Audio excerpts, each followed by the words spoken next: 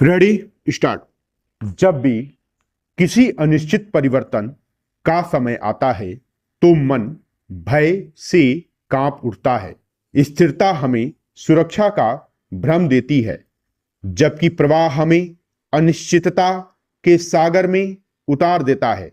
हम यह समझते हैं कि परिवर्तन अनिवार्य है, पर यह नहीं जानते कि उसका परिणाम कैसा होगा। यही अज्ञान हमारा मानसिक कष्ट बन जाता है। संघर्ष और प्रगति में अदृश्य संबंध होता है। संघर्ष विनाश नहीं, रूपांतरण है।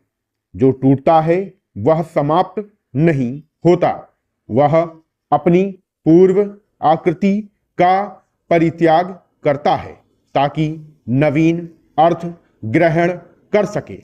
इस दृष्टि से परिवर्तन प्रगति का शत्रु नहीं, उसका गर्भगृह है।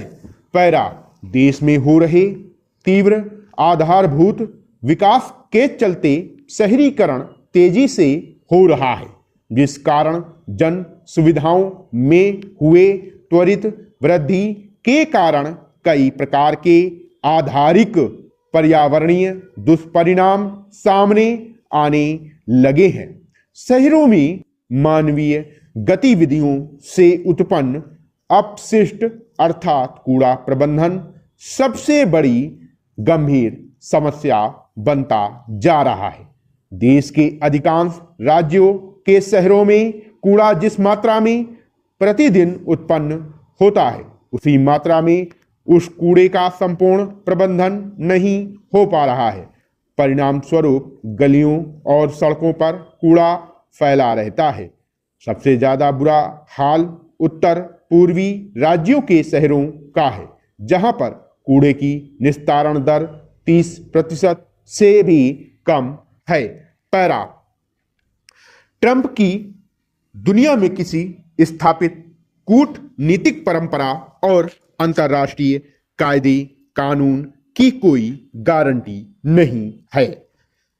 यह द्वितीय विश्व महायुद्ध के बाद बनी नियमबद्ध व्यवस्था वाली दुनिया से नितांत भिन्न है, जिसके आधार पर भारत की विदेश और व्यापार नीति टिकी है।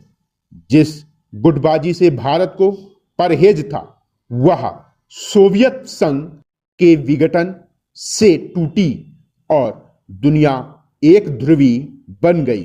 भारत ने गुट निरपेक्षता की जगह हित सापेक्ष स्वायत्तता की नीति अपनाई और खेमेबाजी से दूर रहते हुए अपनी सामरिक एवं आर्थिक शक्ति के विकास के लिए अमेरिका का रणनीतिक और व्यापारिक साझेदार बन गया।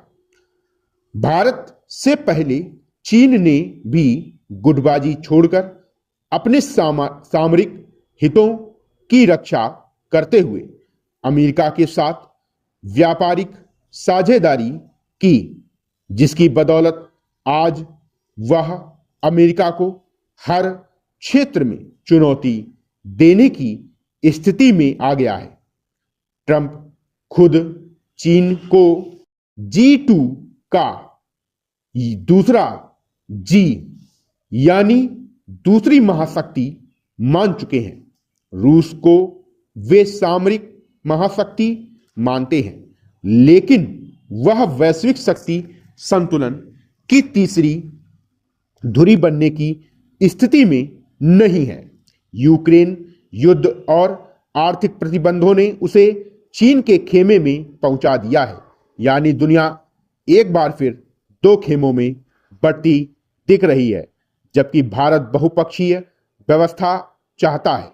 ट्रंप के यूनेस्को, विश्व स्वास्थ्य संगठन और पेरिस जलवायु संधि जैसी वैश्विक संस्थाओं और संधियों से हाथ खींच लेने के कारण उभरती शक्तियों के लिए विश्व मंच पर कुछ जगह जरूर बनी है। विराम।